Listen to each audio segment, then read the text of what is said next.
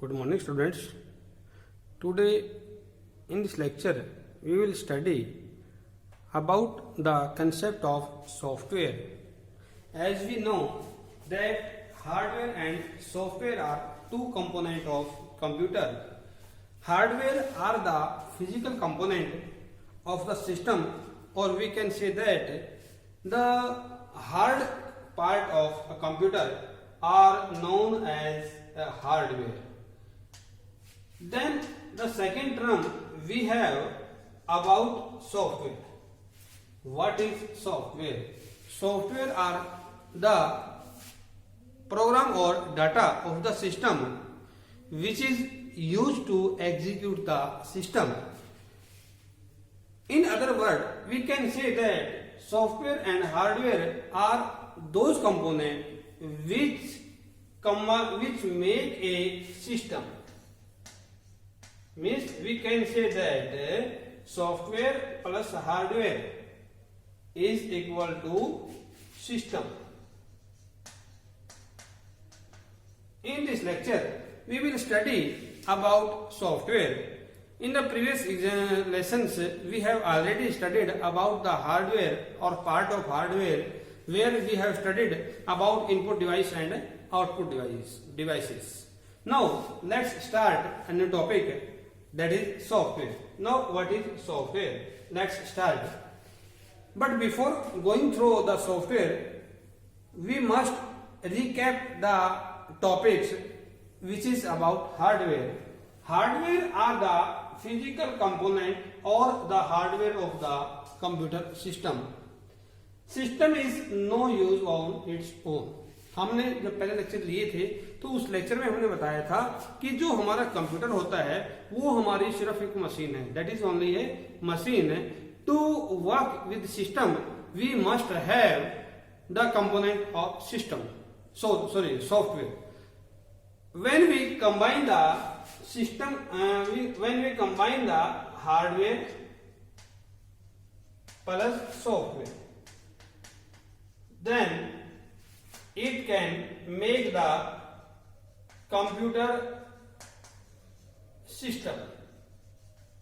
Now we are dealing with computer system, so we have required both the component, that is hardware, and second one we have software.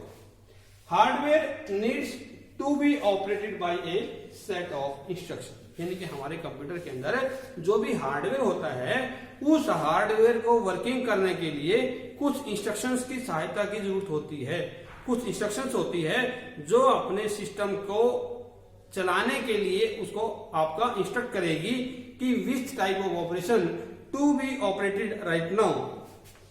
These set of instructions are referred to as a software. यानी कि अपने उस hardware को चलाने के लिए जो instructions हम देते हैं उन इंस्ट्रक्शन को हम रेफर करते हैं, उन इंस्ट्रक्शन को हम बोलते हैं सॉफ्टवेयर. अब हमारे वो कंपोनेंट किसके? कंप्यूटर सिस्टम के. A component of a computer system which we cannot touch or view physically. भाई जिनको हम ना तो फिजिकली देख सकते हैं और ना ही हम उनको टच कर सकते हैं, वो सारे हमारे सॉफ्टवेयर कहलाएंगे. अब जैसे आपको यहाँ पे डाटा दिखाई दे रहा है, ये सिर्फ आपको दिखाई दे रहा है, इसको आप फिजिकली टच नहीं कर सकते. आप यहाँ पे इस डाटा का जो फिजिकल अपीयरेंस है वो नहीं देख सकते. इसलिए हमारे वो सारे कंपोनेंट जिनका फिजिकल अपीयरेंस नहीं है, या आप कह सकते हैं जिनको हम फिजिकली टच नहीं कर सकते हैं, वो सारे आपके सॉफ्टवेयर होंगे.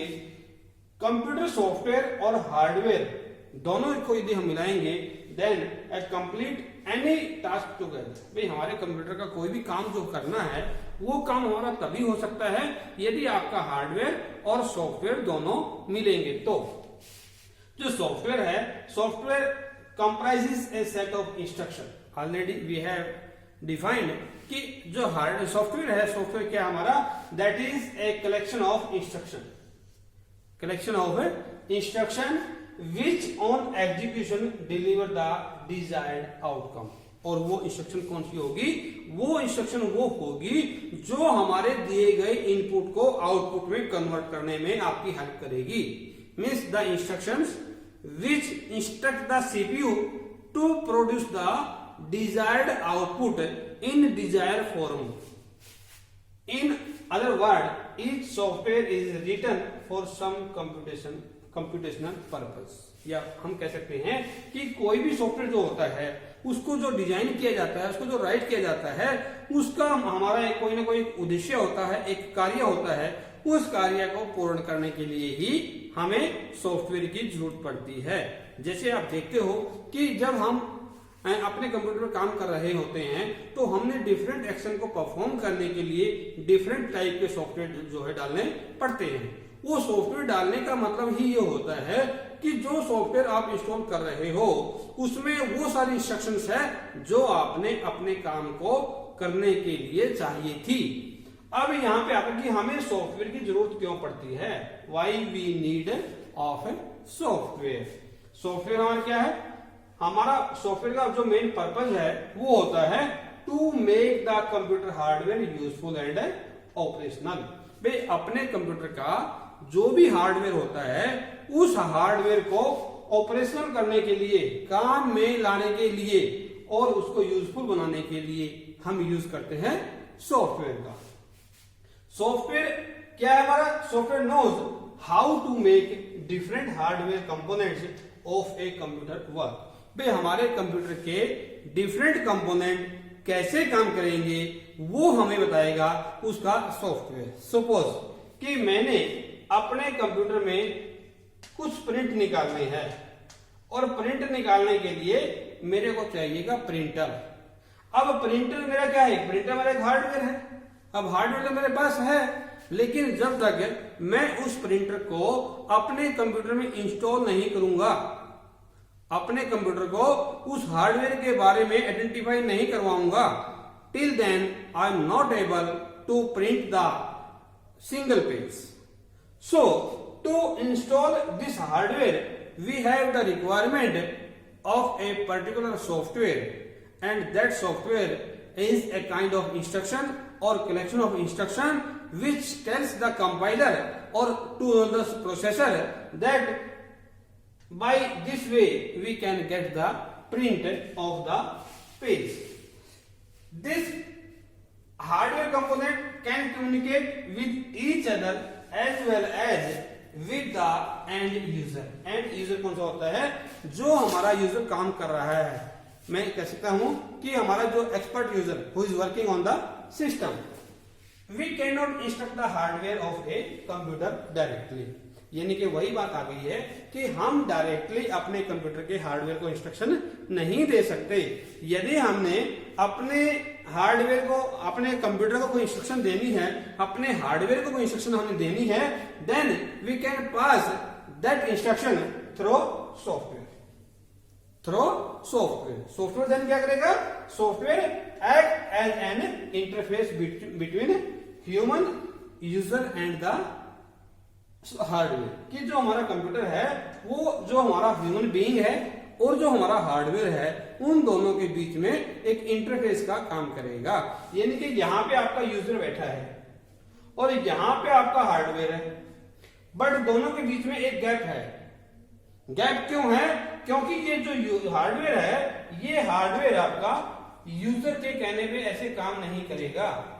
ये हार्डवेयर कहता है कि I can work only when I get the instruction in A proper format. यानी कि जब यदि मैं एक प्रॉपर फॉर्मेट में इंस्ट्रक्शन को पाऊंगा तभी मैं यहाँ पे काम करूंगा, अदरवाइज यूजर के कहने पे वो काम नहीं करेगा. यहाँ पे यूजर था, यहाँ पे आपका हार्डवेयर था, लेकिन दोनों के बीच में कम्युनिकेशन आपका नहीं हो रहा था. देन हमने क्या किया, इनके बीच में एक डाल दिया सॉफ्टवेयर. अब इस सॉफ्टवेयर के डालने से क्या हुआ कि जो हमारा यूजर है और जो हार्डवेयर है इन दोनों को इसने जोड़ दिया. अब जो यूजर है वो इंस्ट्रक्शन देगा सॉफ्टवेयर को और सॉफ्टवेयर इंस्ट्रक्शन देगा आपके हार्डवेयर को. जब इस तरीके से हमारी इंस्ट्रक्शन एक प्रॉपर वे में जाएगी तो हमारा जो कंप्यूटर हार्डवेयर है वो हमारा वर्किंग हो जाएगा, वो हमारा काम करना शुरू कर देगा. अब यहाँ पे जो हमारी डिपेंडिंग होती है किसकी, मोड ऑफ इंटरेक्शन, किसके लिए, हार्डवेयर के लिए, और हार्डवेयर और एंड फंक्शन को भी परफॉर्म. भाई हमारा जो हार्डवेयर है वो हमारे उस सॉफ्टवेयर के ऊपर, उस सॉफ्टवेयर में जो हमने इंस्ट्रक्शन फीड की है उन इंस्ट्रक्शन के बेस पे ही जितने भी ऑपरेशन होते हैं, जितने भी फंक्शन होते हैं वो परफॉर्म आपका करता है। अब यदि हम बात करें सॉफ्टवेयर के टाइप के बारे में तो बेसिकली हमारे 3 तरह के सॉफ्टवेयर होते हैं। एक तो होता है हमारा एप्लीकेशन सॉफ्टवेयर, एक होता है आपका प्रोग्रामिंग टूल और तीसरा होता है आपका एप्लीकेशन सॉफ्टवेयर। यानी कि 3 तरह के सॉफ्टवेयर आपके होंगे। सबसे पहले सिस्टम सॉफ्टवेयर, दूसरा प्रोग्रामिंग टूल और तीसरा आपका एप्लीकेशन सॉफ्टवेयर। 3 तरह के हमारे हैं। अब इन तीनों को हम 1 बाय 1 यहाँ पे स्टडी करेंगे। तो स्टडी जब कर रहे हैं तो सबसे पहले हमारा कौन सा है, सिस्टम सॉफ्टवेयर। जैसे नाम से स्पष्ट है और जब हमने प्रीवियस लेक्चर किया था तो वहां पे हमने पढ़ा था what is system. A system is a collection of related components। यानी कि सिस्टम क्या था हमारा, सिस्टम था हमारा कलेक्शन ऑफ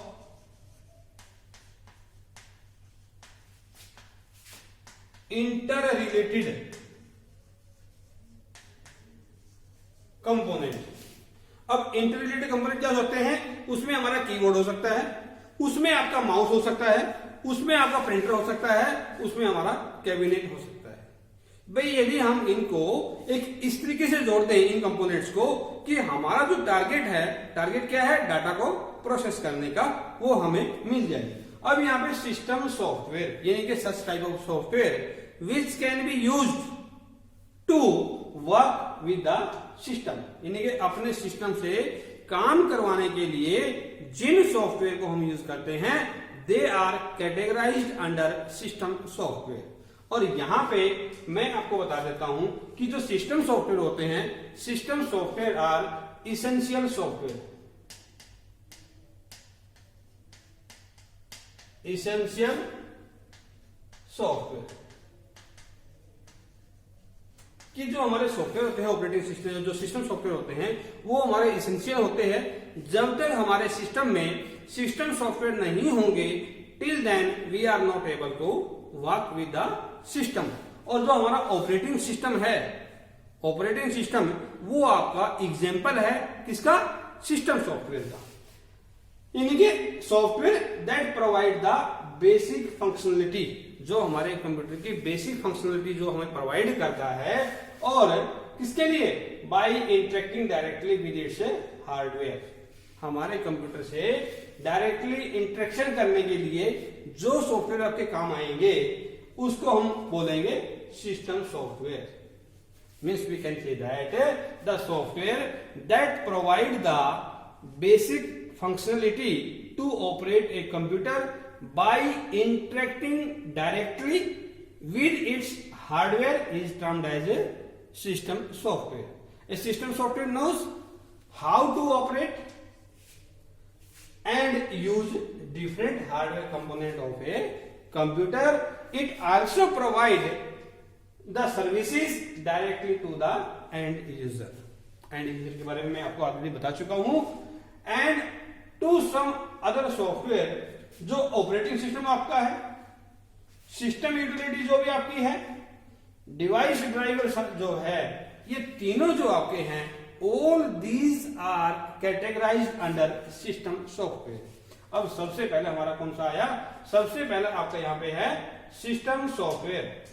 अब सिस्टम सॉफ्टवेयर क्या होता है, जो हमारी विंडो है, जो हमारे कंप्यूटर में विंडो होती है, लाइनेक्स आप यूज करते हो, डोस पहले यूज होता था, वो सारे हमारे आते हैं किसके अंदर, ऑपरेटिंग सिस्टम के अंदर। सिस्टम यूटिलिटी में हमारे वो सॉफ्टवेयर आएंगे जो अपने सिस्टम को ऑपरेट करने के काम आएंगे। यानी कि अपने सिस्टम के अंदर जैसे आपने आपका ऑपरेटिंग सिस्टम है वो इंस्टॉल कर दिया, लेकिन कुछ फीचर, कुछ हमारे सॉफ्टवेयर ऐसे होते हैं जिनके लिए हमें अलग से एक उसमें अपने सॉफ्टवेयर में इंस्टॉलेशन देनी होती है, और वो जो है वो कंपलसरी होते हैं, इसेंशियल होते हैं अपने सिस्टम को एग्जीक्यूट करने के लिए।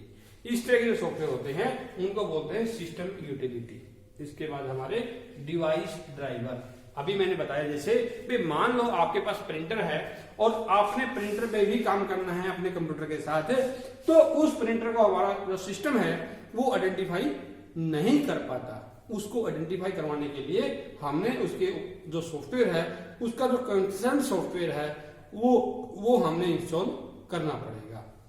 अब जो इंस्टॉलेशन हमारी होगी किसके लिए, अपने डिवाइस को चलाने के लिए, अपने डिवाइस को ड्राइव करने के लिए। अब सबसे पहले हमारा कौन सा है, अब सिस्टम सॉफ्टवेयर में सबसे पहले मैंने बताया आपको ऑपरेटिंग सिस्टम, नाम से स्पष्ट है। ऑपरेटिंग जो है ये शब्द हमारा होता है इंग्लिश का ऑपरेट, और ऑपरेट का मतलब होता है चलाना, यानी कि वो सॉफ्टवेयर जो अपने सिस्टम को चलाने के, ऑपरेट करने के काम आएगा, that is known as operating system. Operating system is a kind of system software, already मैंने बताया आपको, दैट ऑपरेट द कंप्यूटर, जो हमारे कंप्यूटर को चलाएगा। और ये क्या हमारा मोस्ट बेसिक सिस्टम सॉफ्टवेयर है। सबसे पहला हमारे कंप्यूटर का सबसे पहला जो सॉफ्टवेयर होता है वो कौन सा होता है आपका, वो होता है ऑपरेटिंग सिस्टम। यानी कि हम कह सकते हैं कि ऑपरेटिंग सिस्टम एक प्रकार का सिस्टम सॉफ्टवेयर है जो हमारे कंप्यूटर को ऑपरेट करने के काम आएगा। अब इसके अंदर हम क्या क्या कर सकते हैं, without which other software can not work. ये हमारा जो है, जो अदर सॉफ्टवेयर होते हैं उनके बगैर काम नहीं कर पाएगा। The operating system manage all application program and also provide access and security to the user of the system. अब यहां पे आ गया कि जो हमारा ऑपरेटिंग सिस्टम है, हालांकि हम अगले चैप्टर में इसके पूरे फंक्शंस को हम अलग से पढ़ेंगे, लेकिन थोड़ा सा यहां बता देता हूं आपको कि जो ऑपरेटिंग सिस्टम है क्या क्या करता है, वो अपने एप्लीकेशन प्रोग्राम को मैनेज करेगा, हमें एक्सेस प्रोवाइड करेगा, और जो सिक्योरिटी है वो यूजर को जो है वो प्रोवाइड करेगा। अपने सिस्टम को जो सिक्योरिटी है वो आप प्रोवाइड करेगा। इसके कुछ एग्जांपल आपको बता देता हूं, जैसे विंडोज है, मोस्टली हम यूज करते हैं, और मोस्ट ऑफ द सिस्टम में हमारे ऑपरेटिंग सिस्टम विंडोज को हम यूज करते हैं। That is an example of operating system. After that we have Linux, we have Macintosh, we have Ubuntu, we have Fedora, Android. Most of the time जो आपके पास mobile है, उस mobile के अंदर जो ऑपरेटिंग सिस्टम आपका होता है वो होता है एंड्रॉइड। आप कहते हो कि एंड्रॉइड मोबाइल यूज कर रहे हैं। एंड्रॉइड मोबाइल का मतलब है कि you are using an operating system which is named as Android, iOS। These are the most commonly used operating system. इसके बाद आपका है सेकंड सिस्टम यूटिलिटी सॉफ्टवेयर। जैसे नाम से स्पष्ट है, मैंने आपको थोड़ा बता दिया है, बट उसके बाद में मैं थोड़ा सा डिफाइन कर देता हूं।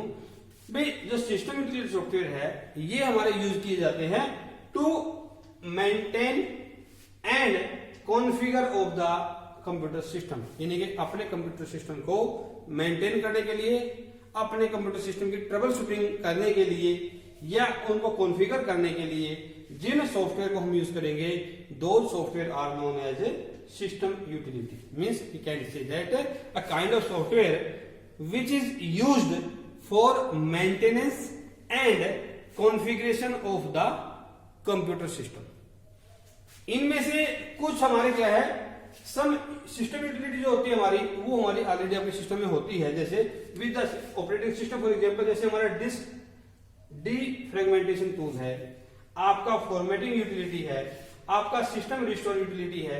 ये हमारी जो यूटिलिटी है ये जब हम अपने ऑपरेटिंग सिस्टम को इंस्टॉल करेंगे उस टाइम आ जाती है, लेकिन कुछ फीचर ऐसे होते हैं जो हमने एक्स्ट्रा चाहिए होते हैं। इसके लिए for the smooth working of the system. अब इसके लिए हम क्या करेंगे, जो हमारी अदर यूटिलिटी होती है, other utility those which are not shipped with the operating system, यानी कि हमारी वो एक्टिविटी, हमारे वो यूटिलिटी जो आपके ऑपरेटिंग सिस्टम के साथ में नहीं होती है, लेकिन हमें उनकी जरूरत है। हमें उनकी जरूरत है। जैसे आपने अपने सिस्टम को वायरस से बचाना है, वायरस से बचाना तो हम क्या करेंगे, उसके अंदर एंटीवायरस सॉफ्टवेयर डालेंगे। आपने अपनी हार्ड डिस्क को क्लीन करना है तो उसके लिए हम डिस्क क्लीनर डालेंगे। हमने अपना जो डाटा है उसको कंप्रेस करना है, डाटा को कंप्रेस करने के लिए हम एक अलग से सॉफ्टवेयर डालेंगे। यानी कि हमारे वो सॉफ्टवेयर जो एक यूजर की स्मूथ वर्किंग के लिए चाहिए होंगे, but these features are not provided by the operating system, then we install separately this software and these software are categorized under system utility software।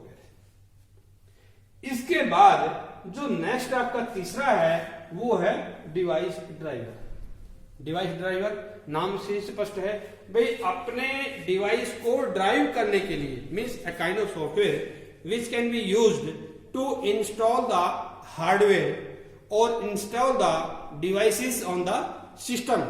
These are categorized under device driver.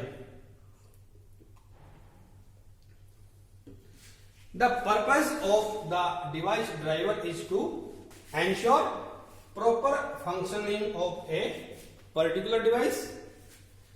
When it comes to the overall working of a computer system, the operating system does the work, but every day new device and component are being added to the computer system.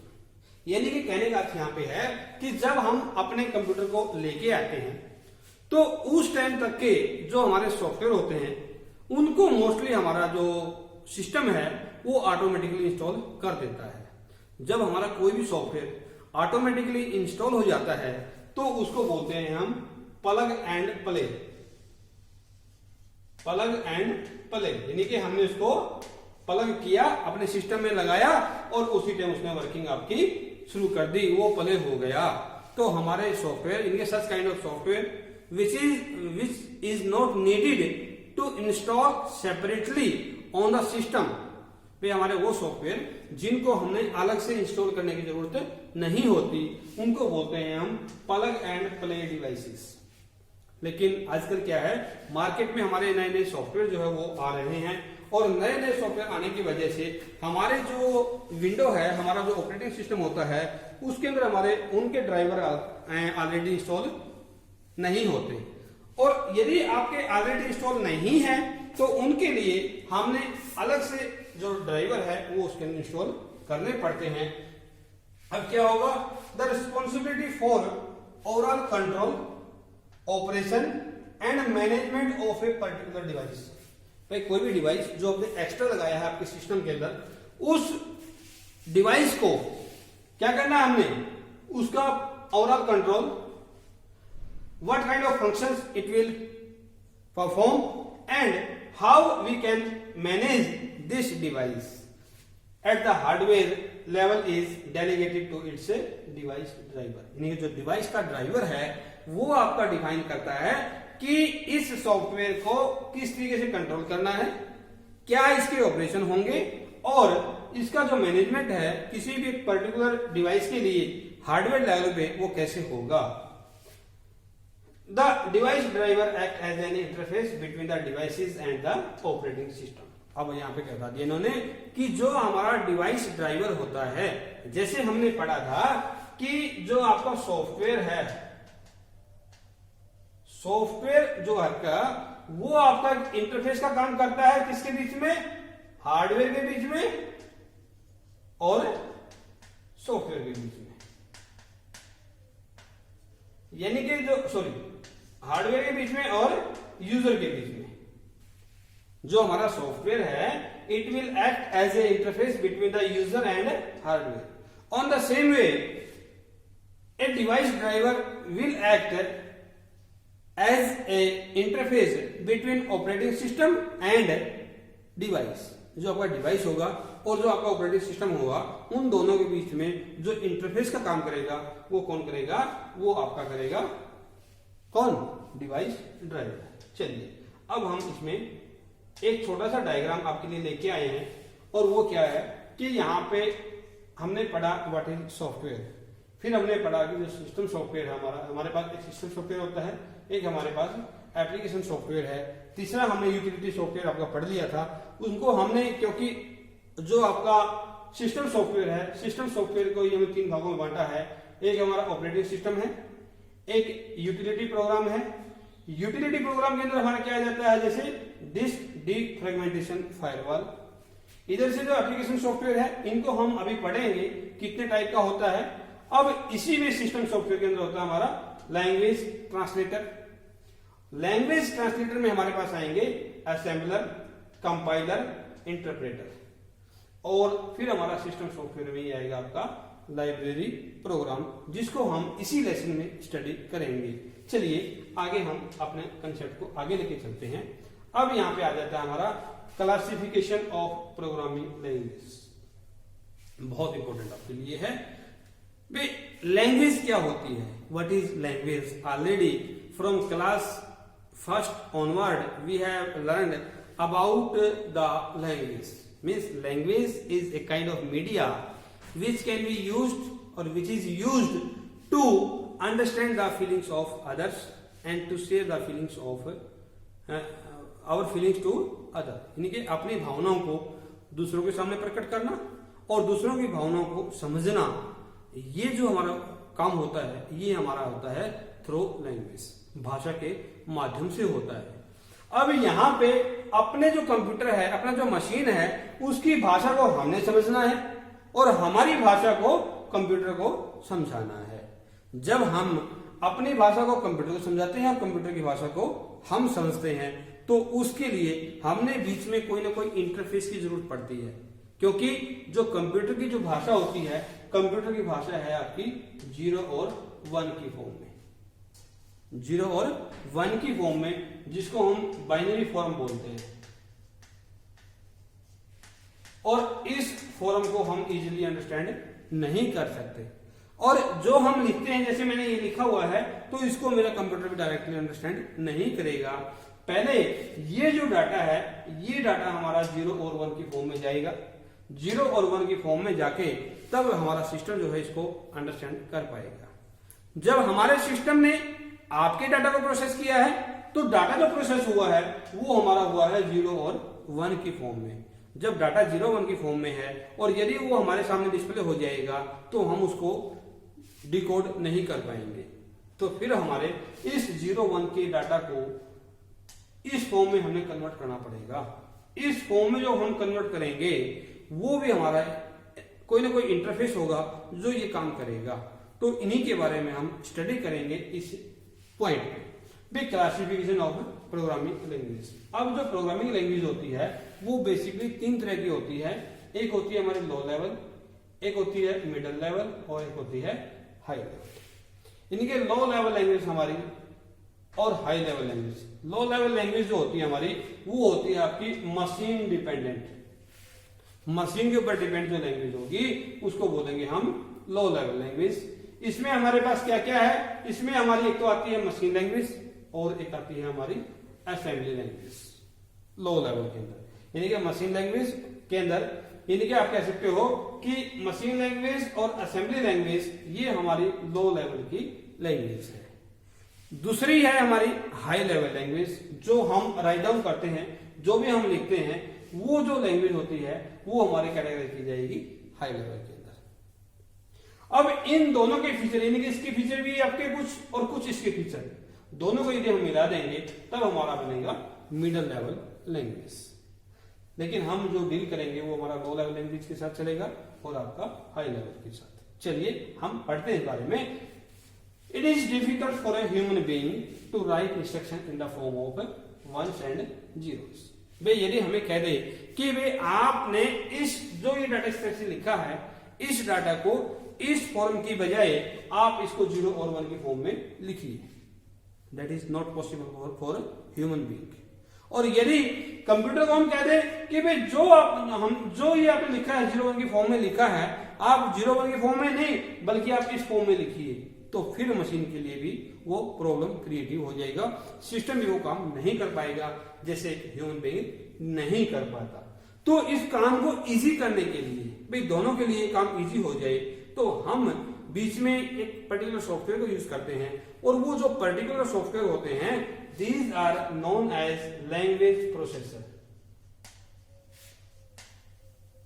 language processor. We can also call them language translator. Language translator भी इनको हम कह सकते हैं. So different type of computer programming language are developed to simplify the coding. अब इस coding को यानी कि 1 और 0 की जो कोडिंग है इसको सिंप्लीफाई करने के लिए हमारी कई सारी जो लैंग्वेजेस है वो आपकी यूज की गई है. अब उसमें हमारी दो मेजर कैटेगरी आपकी है. कौन कौन सी है? एक आपकी लो लेवल और दूसरी आपकी हाई लेवल. वो मैंने वो बता दिया कि लो लेवल लैंग्वेज में हमारे पास क्या होगा, मशीन लेवल सॉरी जो लो लेवल लैंग्वेज है वो हमारी मशीन डिपेंडेंट होगी और इसमें हमारे पास मशीन लैंग्वेज और असेंबली लैंग्वेज जो दो जो है ये हमारी लो लेवल के अंदर आती है. मशीन लैंग्वेज हमारी क्या करती है, वो 0 और 1 की फॉर्म में होती है. वो इंस्ट्रक्शन को जब भी वो राइट डाउन करेगी तो वो इंस्ट्रक्शन हमेशा 0 और 1 की फॉर्म में होगी. अब 0 1 की फॉर्म हमारे कंप्यूटर की खुद की लैंग्वेज है इसलिए वो इसको डायरेक्ट अंडरस्टूड कर लेता है और उनको एग्जीक्यूट भी कर देता है. To simplify the writing of code, assembly language was developed that allowed use of English like word and symbol instead of ones and zero. अब यहाँ पे क्योंकि हमारे मशीन की जो लैंग्वेज है वो 0 और 1 की फॉर्म में थी, उसको जो ह्यूमन बीइंग है वो इजिली अंडरस्टैंड नहीं कर सकता था, इसलिए एक ऐसी लैंग्वेज जो है बनाने की कोशिश की गई जो आपके 0 और 1 को फॉर्म की बजाय थोड़ा सा इजी कर दे. तो वो जो लैंग्वेज बनाई गई वो थी हमारी असेंबली लैंग्वेज. और जो असेंबली लैंग्वेज थी वो मोस्टली हमारी जो इंग्लिश लैंग्वेज है उसकी तरह इसके वर्ड थे.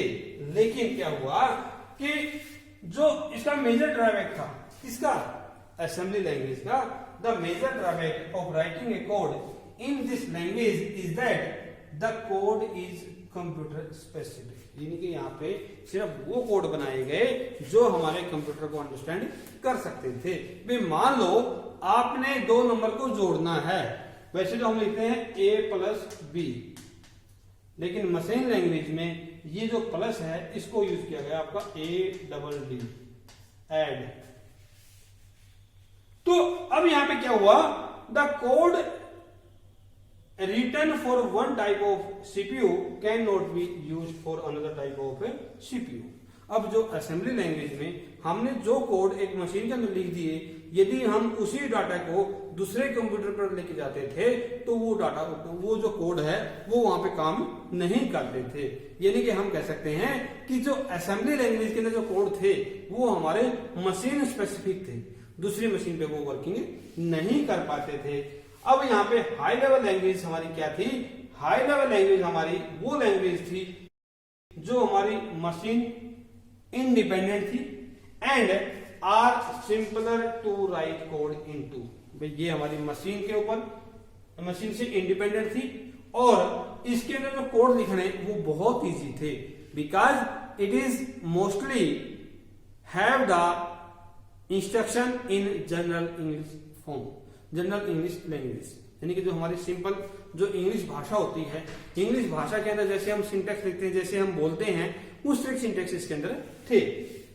Instructions are using English like sentences and each high level language follow a set of rule similar to natural language. However these language are not directly understood. अब ठीक है भाई, इसके जो सिंटेक्स थे वो तो बहुत इजी थे, ह्यूमन बीइंग उनको अंडरस्टैंड नहीं कर सकता था, लेकिन प्रॉब्लम यहाँ पे ये आ गई कि इन कोड को आपकी मशीन अंडरस्टैंड नहीं कर सकती थी. और जब तक मशीन अंडरस्टैंड नहीं करेगी तो क्या होगा, हमारा जो डाटा है वो आपका प्रोसेस नहीं हो पाएगा. अब इस डाटा को प्रोसेस करने के लिए आपके जो लैंग्वेज ट्रांसलेटर है वो यूज किए गए.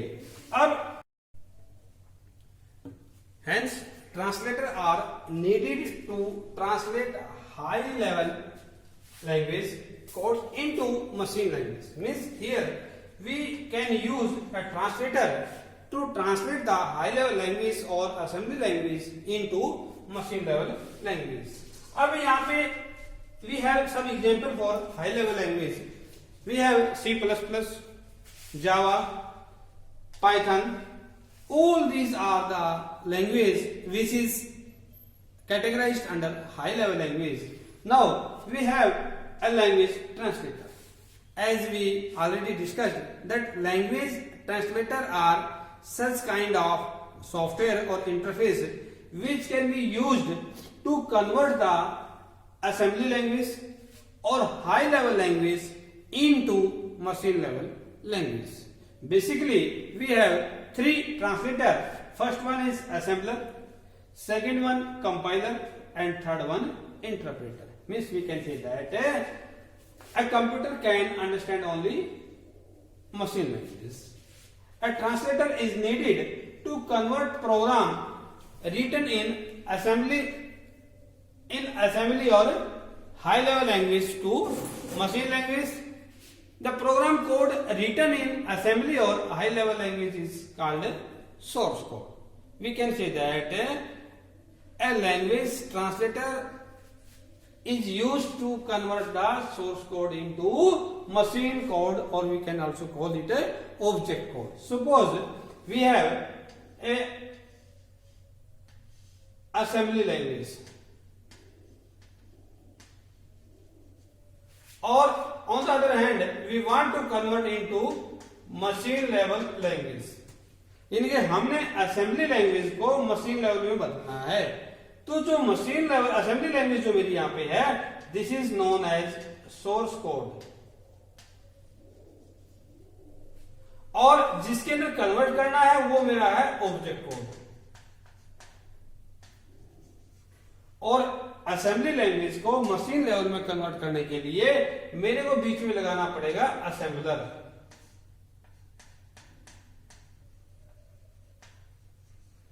Assembler means we can say that an assembler is a converter which can convert assembly language into machine level language. यानी कि यहाँ पे इस assembly language को machine level language में convert करने के लिए हम यूज करेंगे assembler को. अब यहाँ पे जिसको convert करना है that is known as source code. जिसमें कन्वर्ट करना है that is known as object code.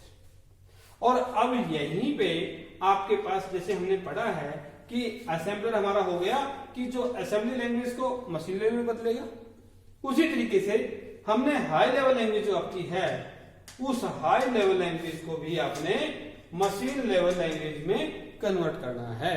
अब यदि हमें हाई लेवल लैंग्वेज को बदलना किसमें है, मशीन लेवल में, then we can use compiler और interpreter to convert the same. दोनों का काम हमारा एक है, यानी कि दोनों का हमारा एक उद्देश्य होता है. उद्देश्य क्या है, to convert the high level language into machine level. But difference is that an interpreter can convert the program a one line at a go. एक बार में सिर्फ एक लाइन को ही कन्वर्ट करेगा, जबकि कंपाइलर पूरे प्रोग्राम को एक टाइम में कन्वर्ट करेगा. लेकिन ये कन्वर्जन तभी होगा यदि आपका प्रोग्राम एरर फ्री है.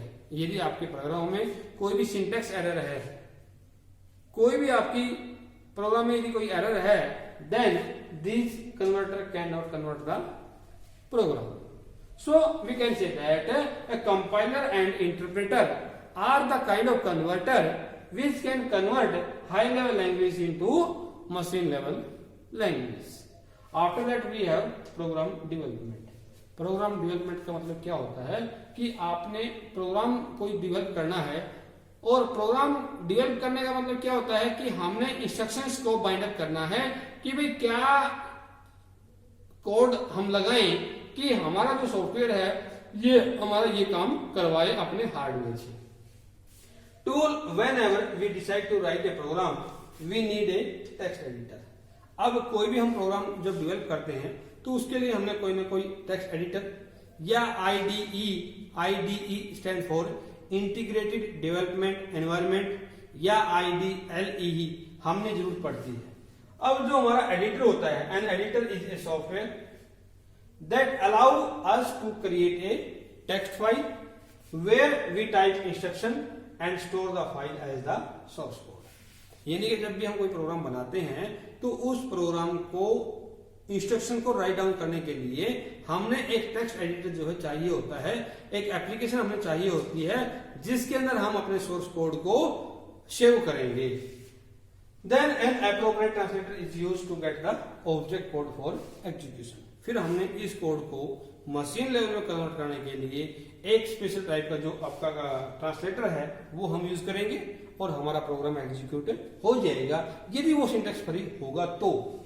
In order to simplify the program development, there are software called Integrated Development Environment (IDE) consisting of, इसमें क्या क्या हो सकता है, टेक्स्ट एडिटर है इसमें हमारे बिल्डिंग टूल होते हैं, इसमें आपके डीबगर होते हैं। अब प्रोग्राम हमारा क्या होता है, प्रोग्राम हमारा कोई भी टाइप्ड या कंपाइल्ड या डीबग्ड हो सकता है, कहां से, IDE से डायरेक्टली। इसके अलावा जैसे हम पाइथन यूज करते हैं, पाइथन में IDE यूज करते हैं, नेटबीन है आपके पास, एक्लिप्स है, अटोम है, लेजर्स है, ये हमारे कुछ एग्जांपल है जो IDE को यूज करते हैं। इसके बाद हमारा शब्द आता है debugger.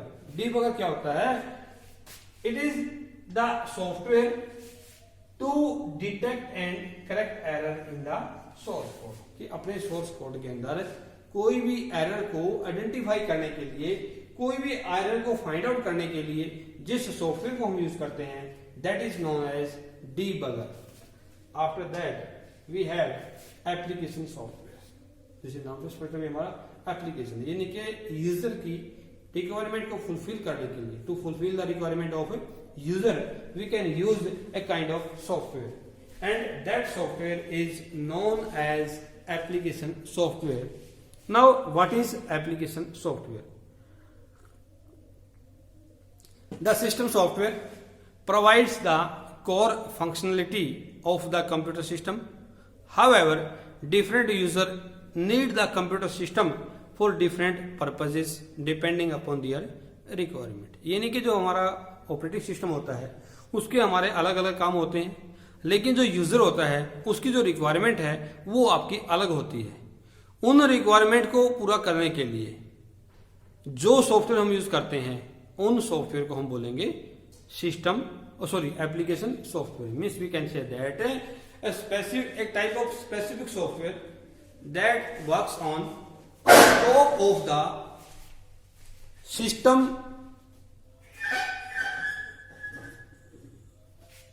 Means we can say that a specific software that works on top of the system software is termed as application software. यानी कि सिस्टम सॉफ्टवेयर के ऊपर जो सॉफ्टवेयर काम करता है उसको बोलेंगे application software.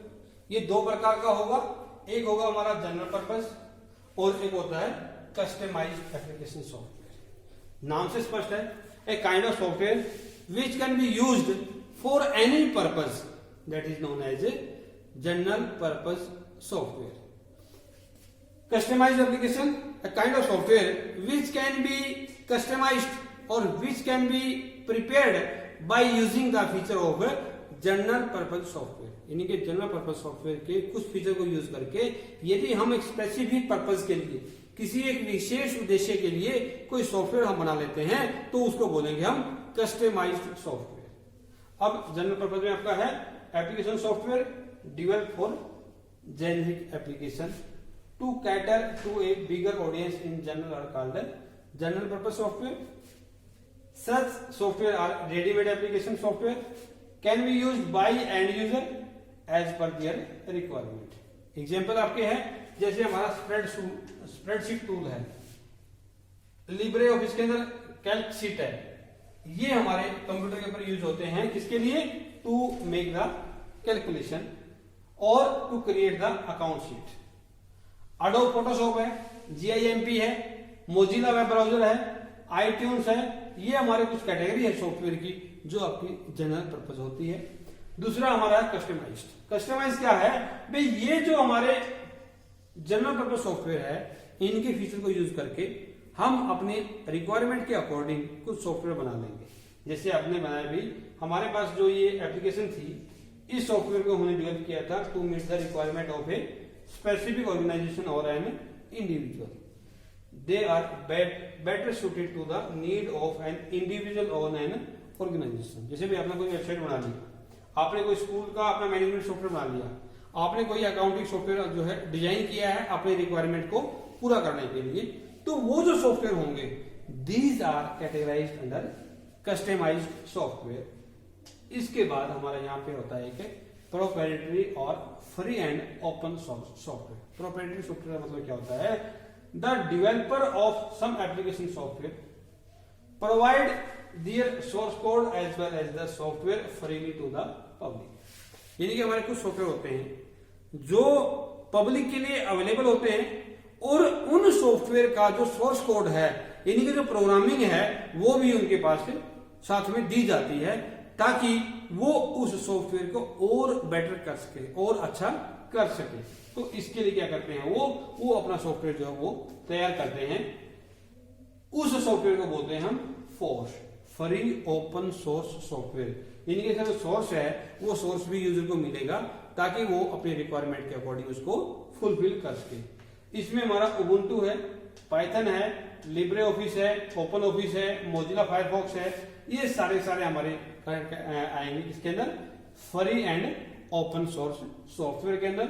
Software are freely available for use but source code may not be available. लेकिन कुछ सॉफ्टवेयर होते हैं जो पब्लिक के लिए तो फ्री है बट उसके लिए उनको जो सोर्स कोड है वो सोर्स कोड साथ में नहीं दिया जाता।